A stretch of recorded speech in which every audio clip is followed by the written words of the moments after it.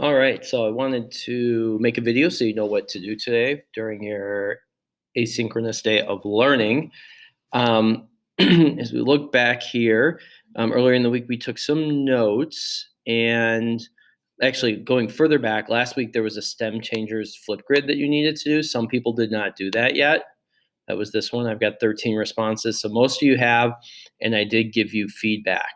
Okay. And remember, you got to go into the My Flipgrid button up here and then into that screen to see my feedback. And that's actually the first thing that you are going to do in class, which I'll talk about in a second. I do also want to remind you that you had these verbs like gustar sentences to finish, telling about things you were interested in, not interested in, and so on. 9 of you, as of 2:25 on Tuesday, have not done that. So you need to finish that if you haven't done that. So if you haven't done your flip grid, you got to do your flip grid. If you haven't done your verbs like gustar sentences, you got to do your verbs like gustar sentences.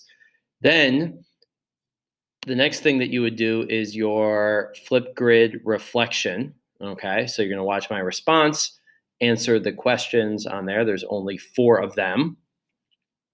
And then the next thing after that is this work, continuing to work with verbs like gustar. It is a fill in the blank mostly. You need to use mete, le, nos, or les in the first spot, and then the correct form of the verb in parentheses in the second spot. So to do a couple examples, a Rosalia, we have the verb encantar. Rosalia is one person. That's the el, kind of like el or ella type person, and we use lay in this situation.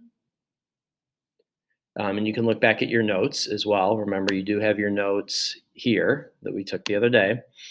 You would use lay for Rosalia, and then because it's a verb, you would use encanta, not encantan. Encantan would be for more than one thing, but to dance, bailar, is one thing. For the next one, a nosotros, the indirect object pronoun you would use for nosotros is nos. And then what's boring to us? The teachers at home, los maestros de homes. So we don't use aburre, we use aburren. Okay. If you have any questions about any of this stuff while you're working, you can reach out to me. You really should finish this tomorrow. If you don't,